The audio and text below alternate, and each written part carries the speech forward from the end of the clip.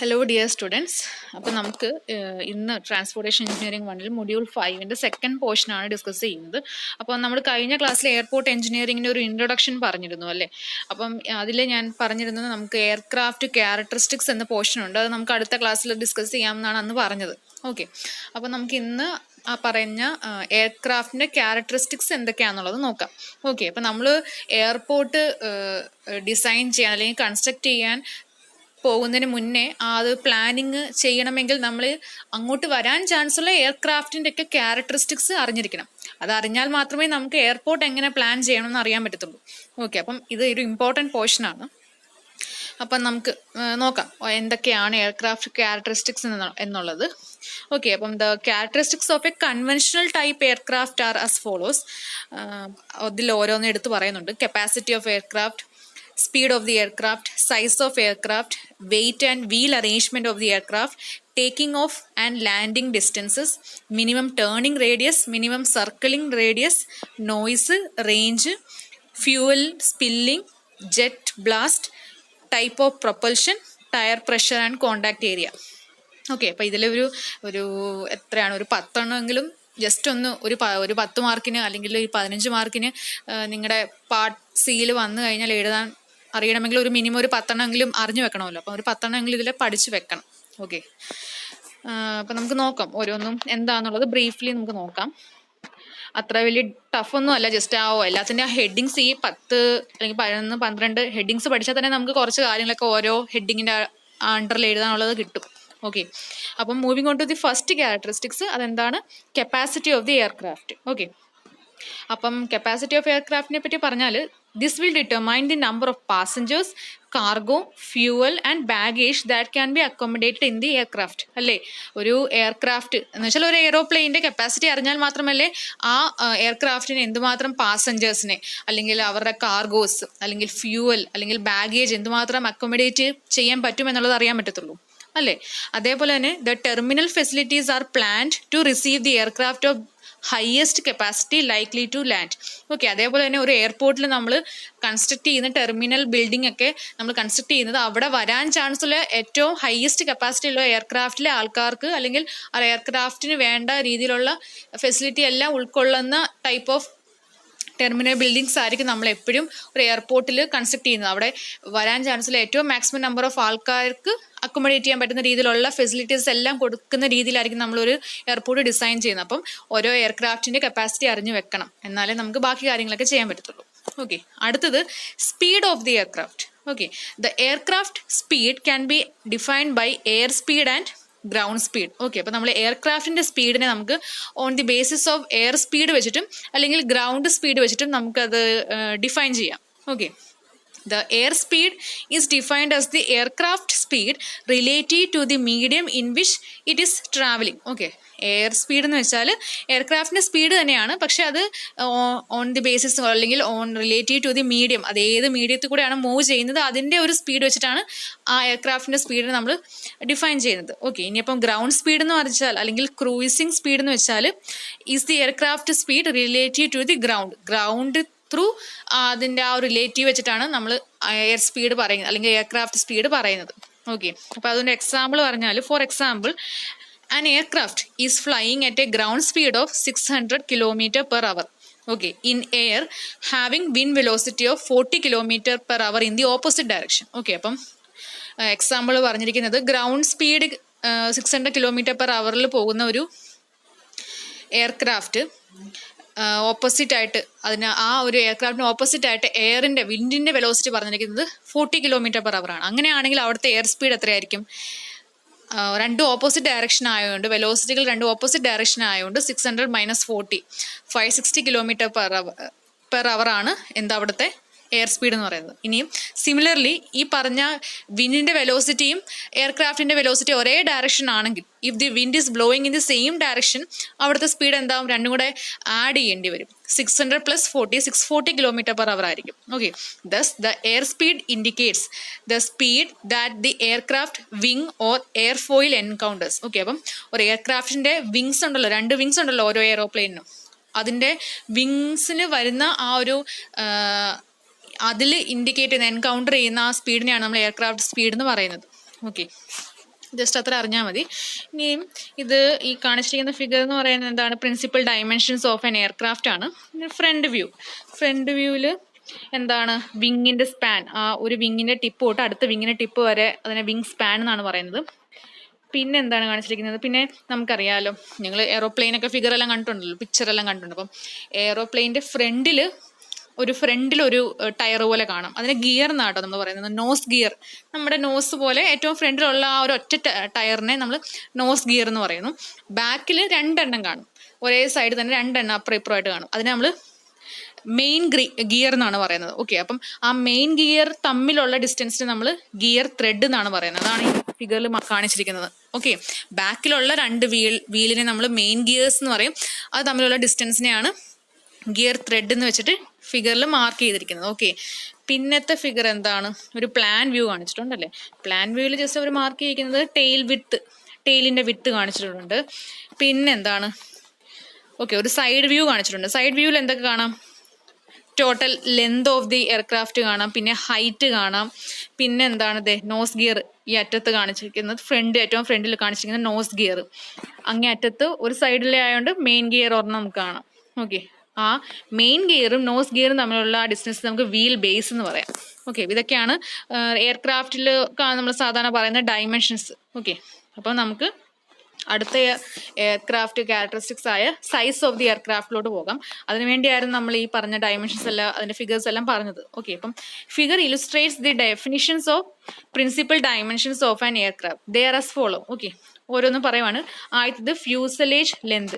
Fuselage length എന്ന് വെച്ചാൽ നമ്മൾ സാധാ ഈ ലെന്ത് തന്നെ കേട്ടോ, ഏറ്റവും ഫ്രണ്ട് തൊട്ട് ഏറ്റവും ബാക്കിൽ ആ ഒരു ടെയിൽ പോർഷൻ വരെയുള്ള ലെന്ത്, അതിനാണ് സാധാ ലെന്ത് എന്ന് പറയുന്നത്. ഫ്യൂസലേജ് എന്ന് പറയുന്നത് ഒരു എയ്റോപ്ലെയിനിന്റെ നടുക്കത്തെ ആ ഒരു സെൻട്രൽ ബോഡി ഉണ്ടല്ലോ, ആ ഒരു പോർഷനെയാണ് നമ്മൾ ഫ്യൂസലേജ് എന്ന് പറയുന്നത്. ഓക്കെ, അപ്പം ആ ലെന്ത് എന്ന് വെച്ചാൽ എന്താണ്, the length of the aircraft എന്ന് പറഞ്ഞാൽ ആ ടോട്ടൽ ആ ഒരു എയ്റോപ്ലെയിൻ്റെ ലെന്തിനെയാണ് പറയുന്നത്. അത് ആ ഒരു ലെന്ത് അറിഞ്ഞാൽ മാത്രമേ നമുക്ക് എന്ത് ഡിസൈൻ ചെയ്യാൻ പറ്റത്തുള്ളൂ.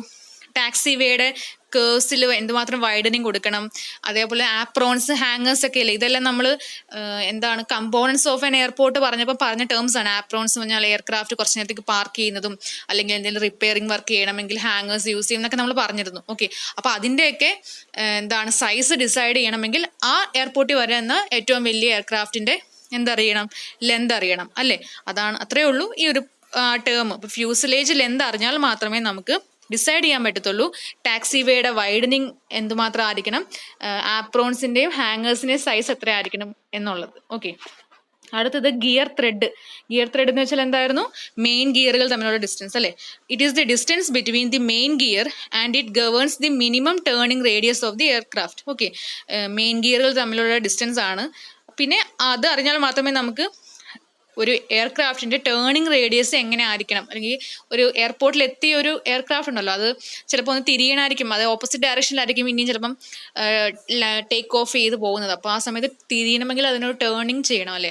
അപ്പം ആ ടേണിംഗ് റേഡിയസ് എങ്ങനെ ആയിരിക്കണം എന്ന് അറിയണമെങ്കിൽ അതിൻ്റെ ഗിയർ ത്രെഡ് കണ്ടുപിടിച്ചേ പറ്റും.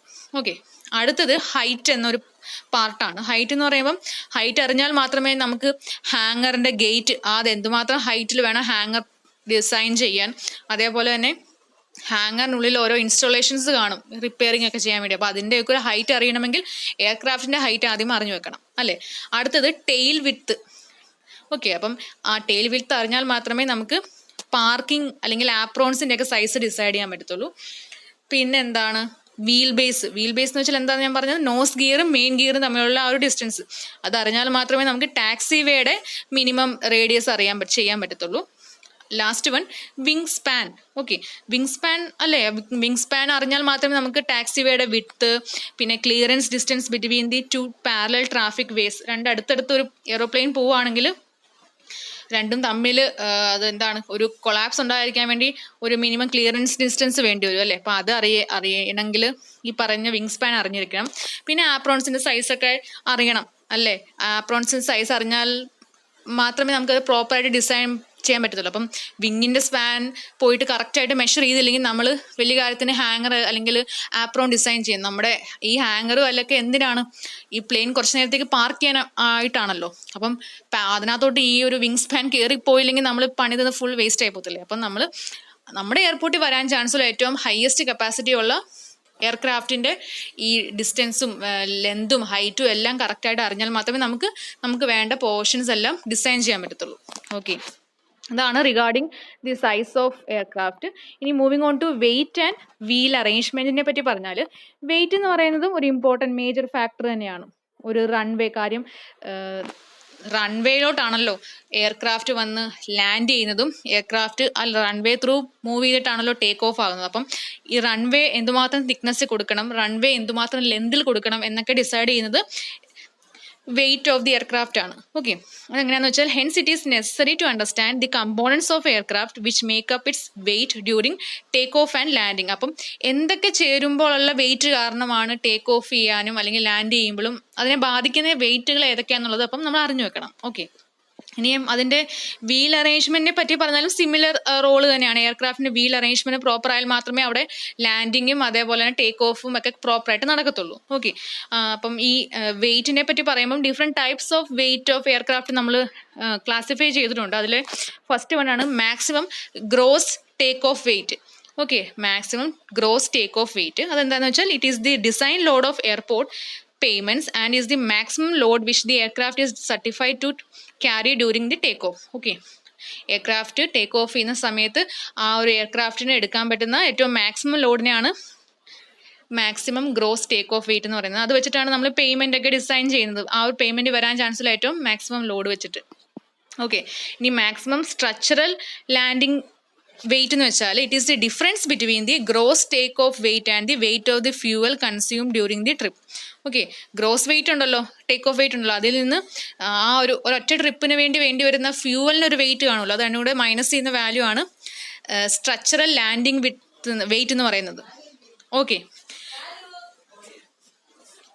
the main gear of an aircraft is decided to support the maximum structural weight because such situation rarely occurs. Okay, the main gear of an aircraft is decided to support the maximum structural weight because such situation rarely occurs. അപ്പം നമ്മൾ എപ്പോഴും main gear design ചെയ്യണമെങ്കിൽ ഈ പറയുന്ന structural wait അറിഞ്ഞാൽ മാത്രമേ പറ്റത്തുള്ളൂ.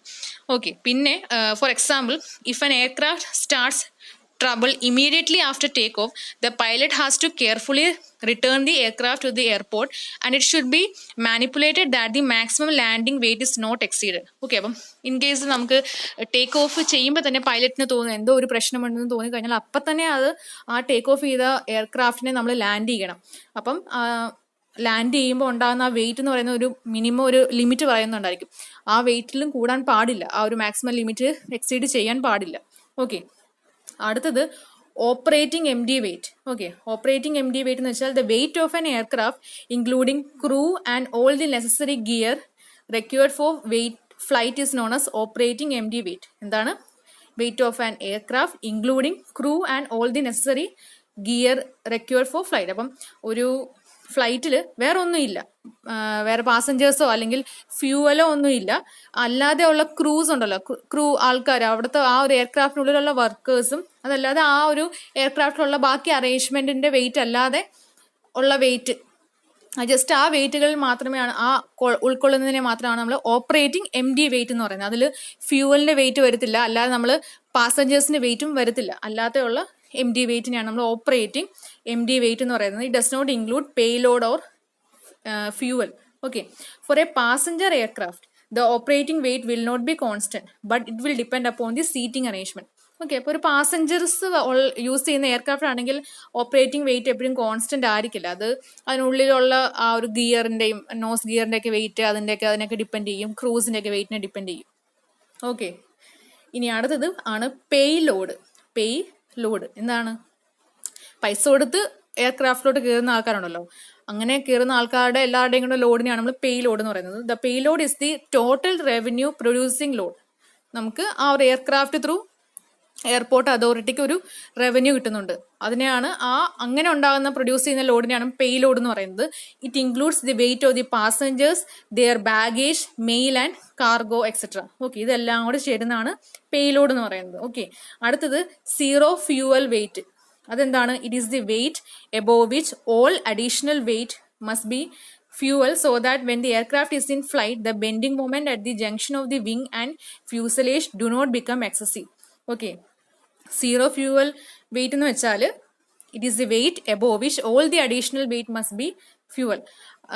Fuel ഒഴിച്ച് ബാക്കി എല്ലാ വെയിറ്റും, ഫ്യൂവലിന്റെ വെയിറ്റ് ഒഴിച്ച് ടോട്ടൽ വെയിറ്റ് ഓഫ് ദി എയർക്രാഫ്റ്റിനകത്ത് നിന്ന് weight of the fuel minus ചെയ്ത് കഴിഞ്ഞാൽ ബാക്കി കിട്ടുന്ന ഒരു വെയിറ്റ് ഉണ്ടല്ലോ, അതിനെയാണ് നമ്മൾ സീറോ ഫ്യൂവൽ വെയിറ്റ് എന്ന് പറയുന്നത്. ഓക്കെ, ആ ഒരു വെയിറ്റ് അറിഞ്ഞാൽ മാത്രമേ നമുക്ക് നമ്മുടെ വിങ്സും അതേപോലെ തന്നെ നമ്മുടെ ഫ്യൂസലേജ് ഉണ്ടല്ലോ, സെൻട്രൽ ബോഡി, അതിന്റെ ആ ഒരു ജംഗ്ഷൻ ഉണ്ടല്ലോ, അവിടെ ബെൻഡിങ് മൊമെന്റ് ഉണ്ടാകാൻ ചാൻസ് ഉണ്ട്. ആ ഒരു വാല്യൂ എക്സസീവ് ആകാതിരിക്കണമെങ്കിൽ ഈ പറയുന്ന സീറോ ഫ്യൂവൽ വെയിറ്റ് അറിഞ്ഞാൽ മാത്രമേ പറ്റത്തുള്ളൂ. ഓക്കെ,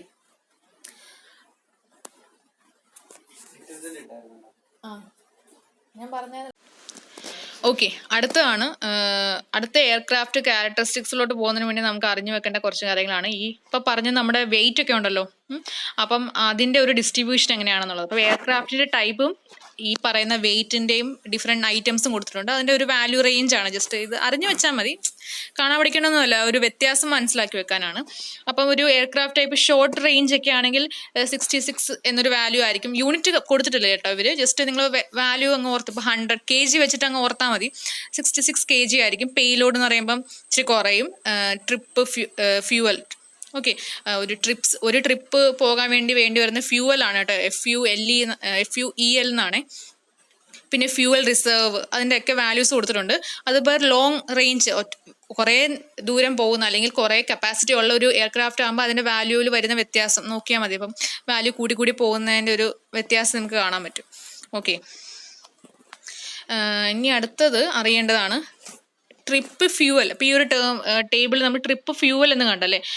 ഒരു ട്രിപ്പ് പോകാൻ വേണ്ടി എന്തുമാത്രം ഫ്യൂവൽ വേണ്ടി വരും, അതാണ് നമ്മൾ കാൽക്കുലേറ്റ് ചെയ്യുന്നത്. അപ്പം ആ ഒരു വാല്യൂ അറിഞ്ഞാൽ മാത്രമേ നമുക്ക് payload, altitude of the travel, speed of aircraft, distance to be travelled, atmospheric condition etcetera നമുക്ക് അറിയാൻ പറ്റത്തുള്ളൂ. ഓക്കെ, അപ്പം ഒരു ട്രിപ്പ് പോകാൻ എന്തുമാത്രം ഫ്യൂവൽ വേണ്ടി വരും എന്നുള്ളത്. Okay, the reserve fuel depends on trip length, traffic condition, location of alternate airport in the event of emergency landing. ഇതെല്ലാം എന്ന് വെച്ചാൽ ഒരു എമർജൻസി ലാൻഡിങ് ചെയ്യേണ്ടി വരും. എപ്പോഴാണ് നമ്മുടെ ഇപ്പം ഇൻകേസ് അങ്ങനെ ഒരു വരത്തില്ല, ഇൻകേസ് എപ്പോഴേലും ഒരു ഫ്യൂവൽ പെട്ടെന്ന് തീരാൻ പോകുന്നു എന്ന് പൈലറ്റിന് അറിയാൻ പറ്റുമല്ലോ. അപ്പം എത്രയും അടുത്ത എയർപോർട്ട് എവിടെയാണോ ഉള്ളത് അവർക്ക് ലാൻഡ് ചെയ്യാൻ, അങ്ങനത്തെ കാര്യങ്ങളൊക്കെ അറിഞ്ഞു വെക്കണം. ഓക്കെ, അതിന് ഈ റിസർവ് ഫ്യൂവൽ എത്രയുണ്ടെന്നും ഒക്കെ അറിയാനും. ഓക്കെ, അപ്പം അതിനുള്ള വാല്യൂസ് ഒക്കെ ഈ എയ്റോപ്ലെയിൻ ഓടിക്കുന്ന ആളുടെ ഫ്രണ്ടിലുള്ള ഡിസ്പ്ലേ ഇതെല്ലാം അറിയാൻ പറ്റും. Okay, the fuel requirement of any aircraft can be divided into 2 categories. അതാണ് ഇപ്പോൾ പറഞ്ഞ ട്രിപ്പ് ഫ്യൂവലും ഫ്യൂവൽ റിസർവും. ഓക്കെ, ഫ്യൂവൽ റിക്വയർമെന്റ് നമ്മൾ രണ്ടായിട്ട് ഡിവൈഡ് ചെയ്തിരിക്കുന്നതായിരുന്നു അത്. ഓക്കെ, അടുത്ത എയർക്രാഫ്റ്റ് ക്യാരക്ടറിസ്റ്റിക്സ് ആണ് take off and landing distances. Okay, take off and landing distances. അപ്പം take off and landing distance of an aircraft will determine in the minimum runway length required for a particular type of aircraft. Okay, അപ്പം take off ഡിസ്റ്റൻസും landing ഡിസ്റ്റൻസും അറിഞ്ഞാൽ മാത്രമേ ആ ഒരു എയർപോർട്ടിലെ minimum റൺവേയുടെ length എന്തുമാത്രം ആയിരിക്കണം എന്ന് decide ചെയ്യാൻ പറ്റത്തുള്ളൂ. കാര്യം എയർക്രാഫ്റ്റ് കുറച്ചിങ്ങനെ ഓടിക്കഴിഞ്ഞിട്ടല്ലേ ടേക്ക് ഓഫ് ആകത്തുള്ളൂ. അതേപോലെ തന്നെ ലാൻഡ് ചെയ്യുമ്പോഴും കുറച്ച് ഇങ്ങനെ ഒന്ന് ആ റൺവേയിൽ ടച്ച് ചെയ്ത് കുറച്ച് അധികം ലെന്ത് അത് മൂവ് ചെയ്യും ഫ്രണ്ടിലോട്ടല്ലേ, എന്നിട്ടായിരിക്കുമല്ലോ അത് സ്റ്റോപ്പ് ആകുന്നത്. അപ്പം ഓരോ എയർക്രാഫ്റ്റിനും ആ ഒരു ഡിസ്റ്റൻസ് എന്ന് പറയുന്നത് അതിൻ്റെ എഞ്ചിനെയൊക്കെ ഡിപ്പെൻഡ് ചെയ്യും. ഓക്കെ, അപ്പം minimum length of the runway അറിയണമെങ്കിൽ ഈ പറയുന്ന 2 minimum distance for landing and take off ഡിസ്റ്റൻസും അറിഞ്ഞിരിക്കണം. ഓക്കെ, അടുത്തതാണ് മിനിമം ടേണിംഗ് റേഡിയസ്. ഓക്കെ, അപ്പോൾ ടേണിംഗ് റേഡിയസ് എന്ന് വെച്ചാൽ distance between lines joining the centre of rotation and tip of the farther wing of the aircraft. Okay, അപ്പം ഈ പറയുന്ന ആ ഒരു ടേണിങ് ചെയ്യണമെങ്കിൽ അതിനൊരു സെൻറ്റർ കാണുമല്ലോ. അപ്പോൾ ആ റൊട്ടേഷൻ സെൻറ്റർ തൊട്ട് ആ ഒരു എയർക്രാഫ്റ്റിൻ്റെ ഏറ്റവും വിങ്സ് ഉണ്ടല്ലോ, ആ വിങ്സിൻ്റെ ഏറ്റവും ദൂരെയുള്ള ആ ഒരു ടിപ്പ്, ആ ഒരു പോയിന്റ് ഉണ്ടല്ലോ, അത് തമ്മിലുള്ള ആ ഒരു ഡിസ്റ്റൻസിനെയാണ് ടേണിംഗ് ഡിസ്റ്റൻസ് എന്നുകൊണ്ട് ഉദ്ദേശിക്കുന്നത്. It is required to decide the radius of the taxi way and to ascertain its position in the landing aprons and hangar. അപ്പം ടാക്സി വേയുടെ റേഡിയസ് അറിയാനും ആപ്രോൺസ് അല്ലെങ്കിൽ ഹാങ്ങേഴ്സിൻ്റെ ഒക്കെ പൊസിഷൻ ഡിസൈഡ് ചെയ്യാനൊക്കെ ഈ പറയുന്ന ടേണിംഗ് റേഡിയസ് അറിഞ്ഞിരിക്കണം. ഓക്കെ, അപ്പോൾ ഈ ടേണിംഗ് റേഡിയസ് കണ്ടുപിടിക്കാനുള്ള മെത്തേഡാണ് ഈ ഒരു അടുത്ത പോർഷനിൽ പറയുന്നത്. ജസ്റ്റ് ഞാൻ ഫിഗർ വെച്ച് തന്നെ എക്സ്പ്ലെയിൻ ചെയ്യും. ഇതിപ്പോൾ ഒരു എയർക്രാഫ്റ്റിൻ്റെ പടമാണല്ലോ. അപ്പോൾ അതിൻ്റെ നോസ് ഗിയറിന്റെ സെന്ററിൽ കൂടെ ഒരു ലൈൻ പോകുന്നു, ഹൊറിസോണ്ടലായിട്ട് പോകുന്നു. മെയിൻ ഗിയറിന്റെ സെന്ററിൽ കൂടെ ഒരു വെർട്ടിക്കലായിട്ട് പോകുന്നു. ഓക്കെ, അത് രണ്ടും കൂടി ജോയിൻ ചെയ്യുന്ന ഒരു പോർഷൻ ഉണ്ടല്ലോ, അവിടം തൊട്ട് അവിടെ വരാനുള്ള അതാണ് സെന്റർ എന്ന് പറയുന്നത്. ആ ഒരു രണ്ടും കൂടെ ജോയിൻ ചെയ്യുന്ന പോർഷൻ, അവിടം തൊട്ട് ഏതെങ്കിലും ഒരു സൈഡിലോട്ടുള്ള വിങ്സിന്റെ ഏറ്റവും അറ്റം വരെയുള്ള പോർഷനെയാണ് നമ്മൾ എന്തെന്ന് പറയുന്നത്, മിനിമം റേഡിയസ് എന്ന് പറയുന്നത്, ടേണിംഗ് റേഡിയസ്. ഓക്കെ, അത്രയേ ഉള്ളൂ. അതാണ് ഇവിടെ എക്സ്പ്ലെയിൻ ചെയ്തിരിക്കുന്നത്. Line through the axis of the nose gear ആദ്യം വരയ്ക്കും, another line through the axis of two main gear വരയ്ക്കും. അത് രണ്ടിൻ്റെ ഇന്റർസെക്ഷനാണ് സെന്റർ ഓഫ് റൊട്ടേഷൻ എന്ന് പറയുന്നത്. അവിടെ തൊട്ട് പിന്നെ ഏറ്റവും ദൂരെയുള്ള വിങ്സിന്റെ ടിപ്പ് വരെ ഉള്ളതിനെയാണ് നമ്മൾ മിനിമം ടേണിംഗ് റേഡിയസ് എന്ന് പറയുന്നത്. ഇത് അറിഞ്ഞാൽ മാത്രമേ നമുക്ക് ടാക്സിവേയുടെ റേഡിയസും ടാക്സിവേ ആപ്രോൺസ് എല്ലാം എന്താ നമ്മൾ പറഞ്ഞിരുന്നു കഴിഞ്ഞ ക്ലാസ്സിൽ, ഇതെല്ലാം ഡിസൈൻ ചെയ്യാൻ പറ്റത്തുള്ളൂ. ഓക്കെ, അടുത്തതാണ് മിനിമം സർക്കിളിംഗ് റേഡിയസ്. ഈ പറഞ്ഞ ടേണിംഗ് റേഡിയസ് എന്ന് വെച്ചാൽ ഈ ലാൻഡ് ചെയ്ത് എന്താണ് റൺവേയിൽ എത്തിയ എയ്റോപ്ലെയിൻ്റെ കാര്യമൊക്കെ ആയിരുന്നു. അത് നമ്മുടെ റൺവേ കൂടെ ഒന്ന് ടേൺ ചെയ്യണമെങ്കിൽ വേണ്ട റേഡിയസിനെ പറ്റിയൊക്കെ ആയിരുന്നു. സർക്കിളിംഗ് റേഡിയസ് എന്ന് വെച്ചാൽ മേളിൽ ആകാശത്തൂടെ അതിന് ടേൺ ചെയ്യാൻ എന്തുമാത്രം റേഡിയസ് വേണ്ടി വരും, അതാണ് കേട്ടോ. Okay, the minimum circling radius is defined as the minimum radius in space required for the aircraft to take smooth turn. It depends upon the type of aircraft, air traffic volume, weather condition. Okay, അപ്പം സ്പേസിൽ കൂടെ അതിനൊന്ന് smooth ആയിട്ട് run ചെയ്യാൻ വേണ്ടി, turn ചെയ്യാൻ വേണ്ടി വരുന്ന റേഡിയസ് ആണ്. Okay, if it is not possible to provide such distance, the timing of landing and takeoff of aircraft in each airport will have to be suitably adjusted. Okay, അപ്പോൾ അത് possible distance കിട്ടിയില്ലെങ്കിൽ നമ്മൾ ഒരു എയർപോർട്ടിലോട്ട് ഇറങ്ങാൻ വരുന്ന എയർക്രാഫ്റ്റിന്റെ timing ഒക്കെ ചെറുതായിട്ട് adjust ചെയ്യേണ്ടി വരും. ചിലപ്പോൾ നമ്മുടെ ഒരു പ്ലെയിൻ ഇറങ്ങാൻ വരുവാണ്, ആ സമയത്തേക്കും വേറൊരു പ്ലെയിൻ വന്ന് ഇറങ്ങിയിട്ടുണ്ടെങ്കിൽ ഇതിന് ഒരു സെയിം റൺവേയിലോട്ട് ഡിസൈഡ് ചെയ്ത എയർക്രാഫ്റ്റിന് സെയിം റൺവേയിലോട്ട് ഇറങ്ങാൻ പറ്റത്തില്ലായിരിക്കും. അപ്പം ഒന്ന് ഒരു എയർക്രാഫ്റ്റ് മൂവ് ചെയ്ത് പോകുന്നതിന് വരെ ചിലപ്പം ആകാശത്തോടെ തന്നെ അത് സ്പേസിൽ കൂടെ 1-2 പ്രാവശ്യം ടേൺ ചെയ്യേണ്ടി വരും, ഒരു ടൈം പോകാൻ വേണ്ടി. ഓക്കെ, അപ്പോൾ അങ്ങനെയാണ് നമ്മൾ മിനിമം സർക്കിളിംഗ് റേഡിയസിന്റെ ഒരു ഉപകാരം വരുന്നത്, അല്ലെങ്കിൽ ഹെൽപ്ഫുൾ വരുന്നത്. Okay, the concept of minimum circling radius helps in separating two nearby airport by an adequate distance so that the aircraft landing simultaneously on them do not interfere with each other. Okay, നേരത്തെ പറഞ്ഞ തന്നെയാണ്, രണ്ട് nearby എയർപോർട്ടുകൾ തമ്മിൽ ഒരു separation കിട്ടാൻ വേണ്ടി ഈ circling radius helpful ചെയ്യും. കാര്യം ഒരേ സമയത്ത് ലാൻഡ് ചെയ്യുന്ന എയർക്രാഫ്റ്റ് ഉണ്ടെങ്കിലും അത് തമ്മിൽ ഇന്റർഫിയർ ഉണ്ടാകാതിരിക്കാൻ വേണ്ടി ഈ സർക്കിളിംഗ് റേഡിയസ് അറിഞ്ഞിരിക്കുന്നത് നല്ലതാണ്. ഓക്കെ, ഇത് പിന്നെ ഡിഫറെന്റ് ടൈപ്പ് ഓഫ് എയർക്രാഫ്റ്റിന് വേണ്ടി വരുന്ന സർക്കിൾ റേഡിയസിന്റെ വാല്യൂസ് ആണ് കേട്ടോ, കിലോമീറ്ററിലുള്ളത്. വാല്യൂസ് ഒന്നും പഠിക്കണമെന്നില്ല, നിങ്ങൾ ഓരോന്നും എന്താണെന്നുള്ളത് ഒരു 3-4 സെന്റൻസ് എഴുതാൻ പറ്റണം, അതിനുള്ളത് മാത്രം പഠിച്ചു വെക്കുക. ഓരോ എയർക്രാഫ്റ്റ് ക്യാരക്ടറിസ്റ്റിക്സിനെ പറ്റി വാല്യൂസ് ഒന്നും പഠിക്കണം എന്നില്ല. ഇതിപ്പോൾ ടെക്സ്റ്റ് ബുക്കിൽ ഉണ്ടായിരുന്നു, ഞാനതങ്ങ് PDF കാണിച്ചതേ ഉള്ളൂ. ഓക്കെ, അടുത്ത ക്യാരക്ടറിസ്റ്റിക്സ് ആണ് നോയ്സ്, അല്ലേ?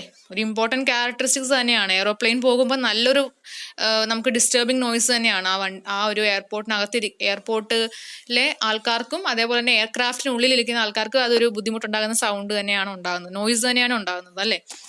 The 2 major sources of noise എന്ന് പറയുന്നത് ഒന്ന് പ്രൈമറി ജെറ്റും മെഷീനറി നോയ്സുമാണ്. പ്രൈമറി ജെറ്റ് എന്ന് വെച്ചാൽ ഈ ടേക്ക് ഓഫ് ചെയ്യുന്ന സമയത്ത് ആ ഫ്യൂവലിൻ്റെ ഒക്കെ ഒരു പുറത്തോട്ട് വരുന്നത് കാരണം ഒരു സൗണ്ട് ഉണ്ടാവുമല്ലോ, അതേപോലെ തന്നെ മെഷീൻസിന് അല്ലാതെ ഒരു സൗണ്ട് ഉണ്ടല്ലോ. 2 ടൈപ്പ് ഓഫ് സോഴ്സസ് ആണ് നോയ്സിൽ പറയുന്നത്. During take off the dominant source of noise എന്ന് പറയുന്നത് പ്രൈമറി ജെറ്റ് ആണ്. അത് കഴിഞ്ഞിട്ടേ ഉള്ളൂ മെഷീനറിയുടെ noise. Okay, the disturbance caused during take off is more severe than that caused during landing. Okay, take ഓഫിന്റെ സമയത്ത് കേൾക്കുന്ന സൗണ്ടാണ് ഇച്ചിരൂടെ കൂടുതൽ ലാൻഡ് ചെയ്യുന്നതിനേക്കാളും. ഓക്കെ, ഈ പറയുന്ന സൗണ്ട് മെഷർ ചെയ്യാൻ വേണ്ടി നമുക്ക് സൗണ്ട് ലെവൽ മീറ്റർ ഉണ്ട്. ഓക്കെ, അത് നമുക്ക് നോയ്സിനെ മെഷർ ചെയ്യിക്കും. മെഷർ ചെയ്യുന്നത് നമുക്ക് എന്തുമാത്രം ടോട്ടൽ എമൗണ്ട് ഓഫ് നോയ്സ് ആ ലൊക്കേഷൻ ഉണ്ടായി എന്നുള്ളതാണ്.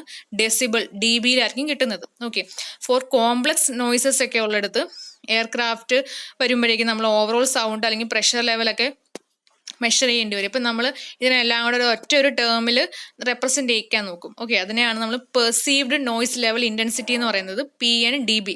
ഓക്കെ, അപ്പം അതെന്ന് വെച്ചാൽ it is a quantity that is calculated from the measured noise level and adjusted by weighing more heavily those frequencies which are more annoying and disturbing to the distances, എന്തുമാത്രം ദൂരം ഈ പറയുന്ന നോയ്സിന്റെ ഒരു ഫ്രീക്വൻസി, ഒരു disturbance ഉണ്ടാവുന്നുണ്ട്, ഇതൊക്കെയാണ് ആ പറയുന്ന പെർസീവ്ഡ് നോയ്സ് ലെവൽ ഇന്റൻസിറ്റിയിൽ അവർ കണ്ടുപിടിക്കുന്നത്. വേറൊരു ടേം ആണ് the effective perceived noise level. Okay, ഇതിന്റെ ഒരു ഇമ്പോർട്ടൻസ് എന്താണെന്ന് വെച്ചാൽ ഒരു എയർക്രാഫ്റ്റിന് നമ്മൾ സർട്ടിഫിക്കേഷൻ കൊടുക്കുന്നതും പിന്നെ അത് കാരണം ഉണ്ടാകുന്ന നോയ്സിന്റെ ഒരു എക്സ്പോഷർ ഫോർകാസ്റ്റ് ചെയ്യുന്നതും ഈ പറയുന്ന എഫക്റ്റീവ് പെർസീവ്ഡ് നോയ്സ് ലെവൽ എന്നൊരു ടേം വെച്ചിട്ടായിരിക്കും അവർ ആ ഇന്റൻസിറ്റീനെ ഡിനോട്ട് ചെയ്തിരിക്കുന്നത്. അപ്പം ഓരോ എയർക്രാഫ്റ്റിനും അവരുടെ ഒരു മിനിമം ലെവൽ ഓഫ് നോയ്സ് പറയുന്നുണ്ട്, ഒരു ഡെസിബിൾ വാല്യൂ പറയുന്നുണ്ട്. അതിൽ കൂടുതലായി കഴിഞ്ഞാൽ ആ എയർക്രാഫ്റ്റിന് ആ പർട്ടിക്കുലർ സർട്ടിഫിക്കേഷൻ കിട്ടത്തില്ല യൂസ് ചെയ്യാനുള്ളത്.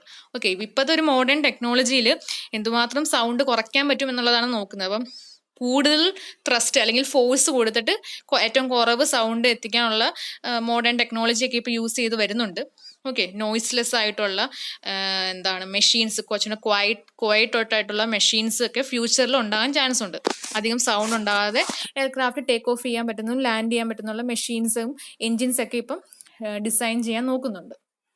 ഓക്കെ, ഇനിയും അടുത്തതാണ് റേഞ്ച്.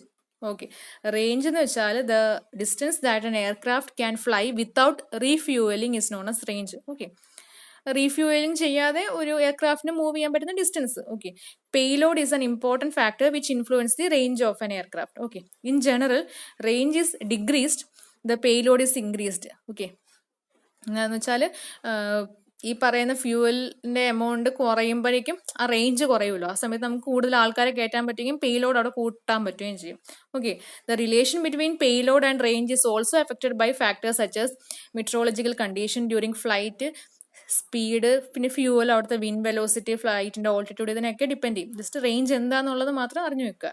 ഓക്കെ, അടുത്തത് ഫ്യൂവൽ സ്പില്ലിംഗ്. അതെന്താണ്? ഫ്യൂവൽ സ്പില്ല് ചെയ്ത് താഴോട്ട് പോകുന്നു. Okay, spilling of fuel and lubricant is usually found in, അതൊക്കെ സാധാരണ നടക്കുന്നത് ഹാങ്ങർ, ആപ്രോൺസ് ഇവിടെയൊക്കെയാണ്. കാര്യം അവിടെയൊക്കെയാണല്ലോ ഈ പറയുന്ന നമ്മൾ എന്തെങ്കിലും വർക്ക് ചെയ്യുന്നത് അല്ലെങ്കിൽ ഫ്യൂവൽ നിറയ്ക്കുന്നതൊക്കെ. ആ സമയത്തായിരിക്കുമല്ലോ സ്പില്ലിംഗ് ഉണ്ടാകാൻ ചാൻസ് ഉള്ളത്. അപ്പം അത് കംപ്ലീറ്റ്ലി അവോയ്ഡ് ചെയ്യാൻ പറ്റുന്ന കാര്യമല്ല. കാര്യം നമുക്ക് ആ ഒരു പക്ഷെ ഉണ്ടാകുന്ന എമൗണ്ട് ഒന്ന് മിനിമം ആക്കാൻ പറ്റുമോ നോക്കണം. ഓക്കെ, അപ്പം ബിറ്റുമിനസ് മെറ്റീരിയലിൽ ആണ് പേയ്മെന്റ് കൊടുക്കുന്നതെങ്കിൽ അവിടെ ഈ ഫ്യൂവൽ സ്പിൽ ചെയ്ത് കഴിഞ്ഞാൽ അത് അതിന്റെ ഒരു സീരിയസ്ലി എഫക്ട് ചെയ്യും അതിന്റെ ഒരു എഫിഷ്യൻസിനെ, ആ ഒരു പേയ്മെന്റിന്റെ. അപ്പം മാക്സിമം അങ്ങനത്തെ സ്ഥലത്ത് ഈ പറയുന്ന സ്പില്ലിംഗ് ഉണ്ടാകാതിരിക്കാൻ വേണ്ടിയുള്ള അറേഞ്ച്മെന്റ് എയർപോർട്ട് അതോറിറ്റീസ് ചെയ്യണം. ഓക്കെ, അടുത്തതാണ് ജെറ്റ് ബ്ലാസ്റ്റ്.